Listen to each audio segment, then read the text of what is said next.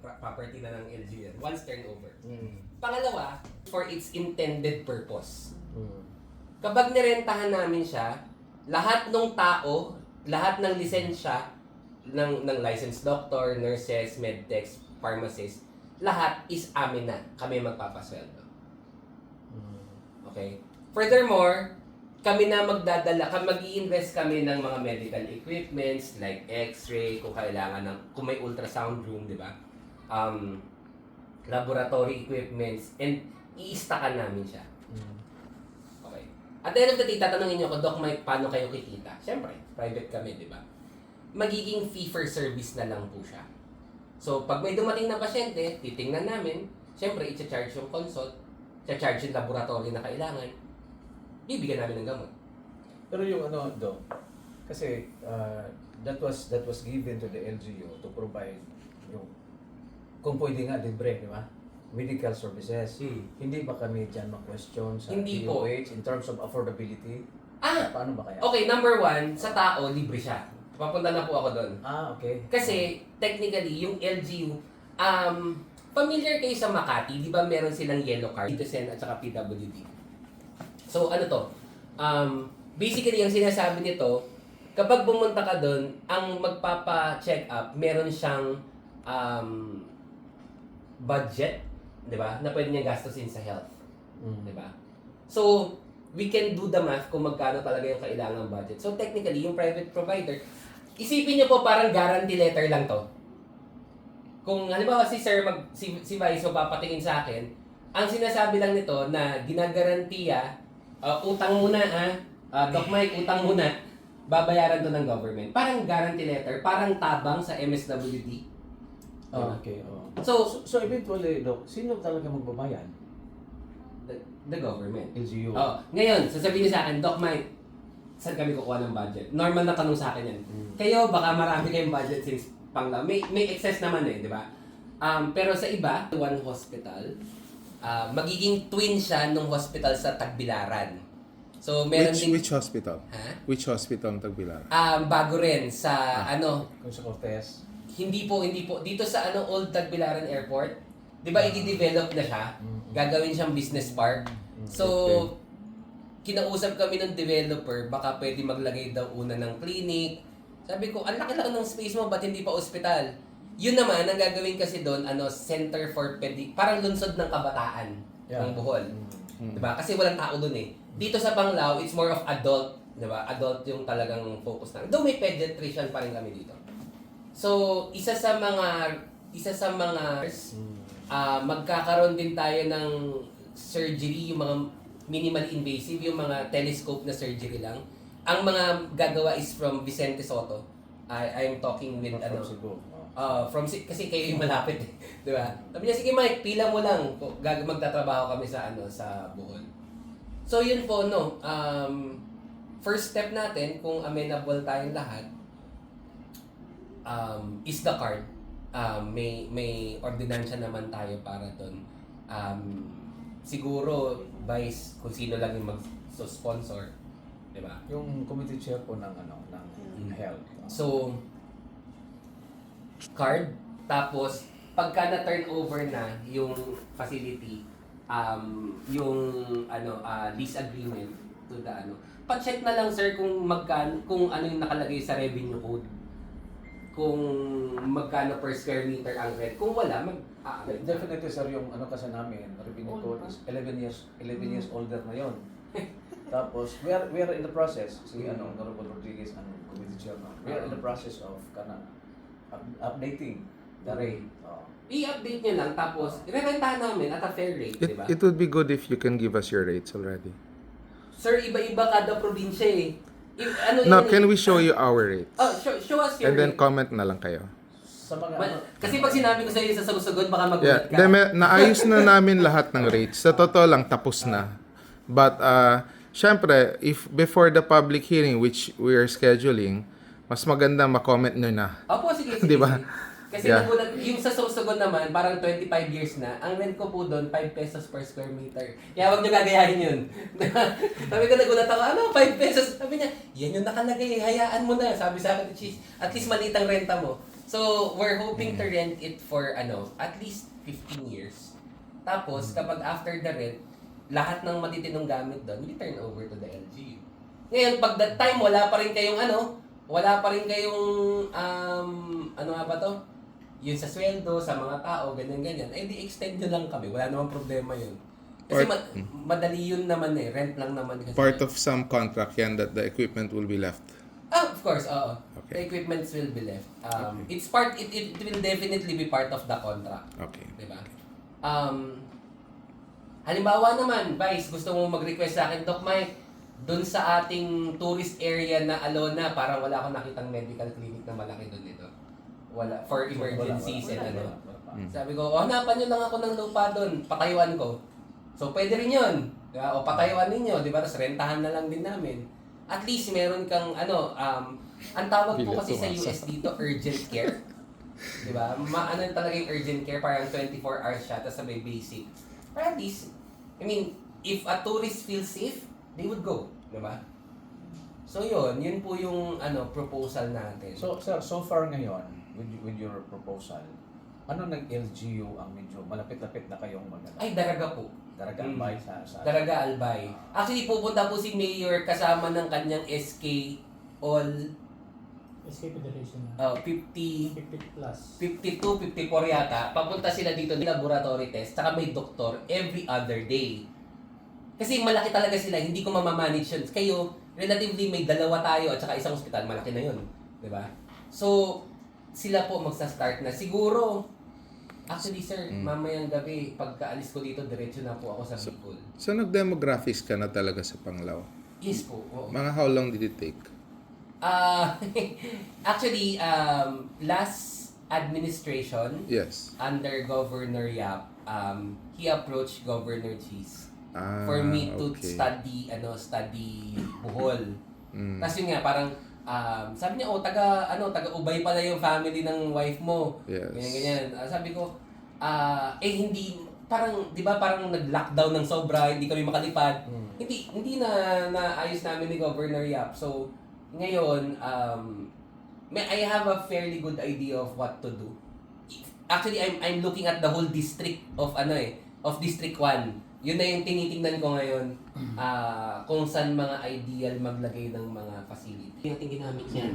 Kaya nga Di ba? Kasi ang process ng pagbigay, mag-a-announce, di ba? Nag-announce si DOH, meron kaming pwedeng lagyan, meron ba kayong lupa? Pero basically, ang nangyari po doon, hello sir. Pero basically, ang nangyari doon, you requested for that facility to be built here. Tama ba? Yeah. Ganun naman lahat ng government, di ba? Resolutions. A resolution na magagawa, di ba? But the problem is, after 3 or 4, 5 years, sasabihin ni DOH, hiningi nyo yan, ba't di nyo pinapatakbo? Di ba? Ganun na nangyari sa Daraga. Na nagkaroon na sila ng notice galing sa DOH. Meron kayong 5 facility na hiningi sa amin under HPEP budget. Bakit hindi ito gumagana? Pinatawag ako. Mike, anong pwede natin gawin dito? Sir, ito, hindi natin ito magagamit kasi dilapidated na talaga. Huwag na yan. So, nireport ko sa DOH na ito, hindi na magagamit to. Ito, i-renovate lang natin. Ito, i-renovate natin. So, ganun po kami nagsimula talaga. Term na natin matapos yan. That's I like the idea kasi we're into the rental business If my family, I like the idea. We prefer already just rent na lang kaysa tinatakbo namin. Loss, profit, loss. Sakit sa ulo, and then at the end of the day, ikaw pa magbibigay na separation. You know what I mean? Parang for me, if it has an ending, it's not good. Kung forever, okay lang. Pinakamasarap talaga maging landlord. Diba? Landlord, walang problema Diba? Kolekta ka lang. Then we own it pa after. Ito pa ganito. Pagka PPP tayo, walang pumasok sa akin pera, wala kayong kikitain.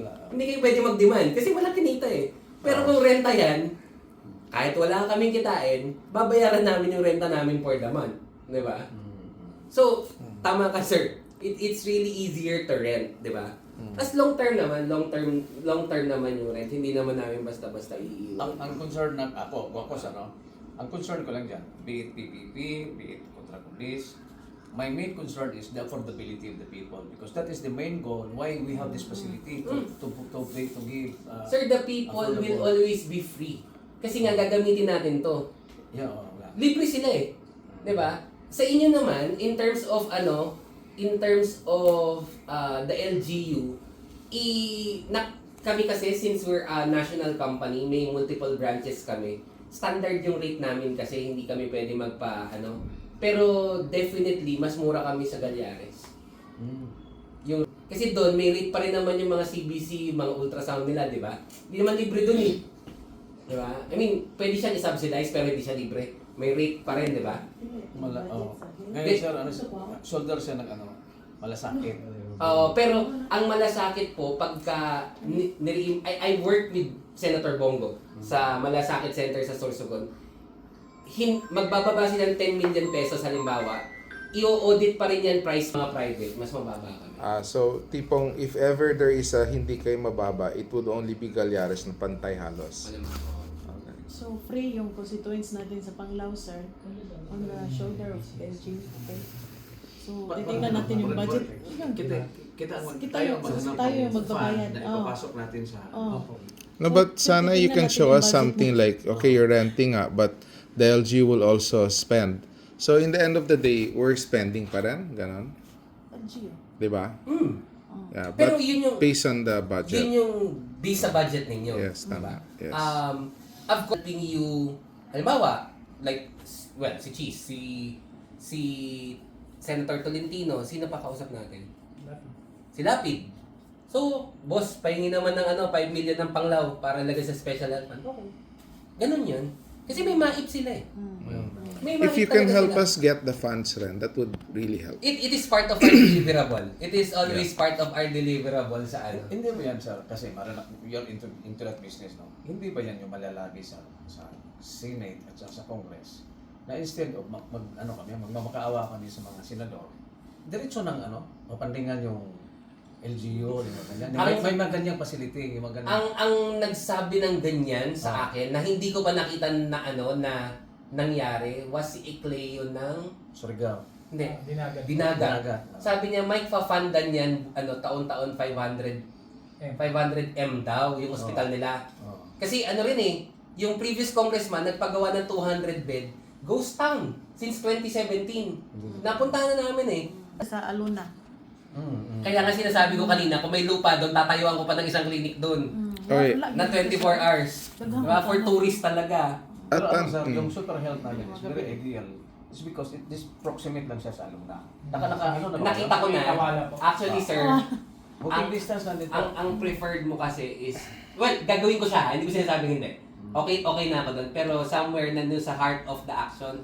Kasi, bakit mo gustong gawin yun? Pagka ang mga turista nagpicture, nakita, may clinic pala sa Panglao. Sa Siargao, wala.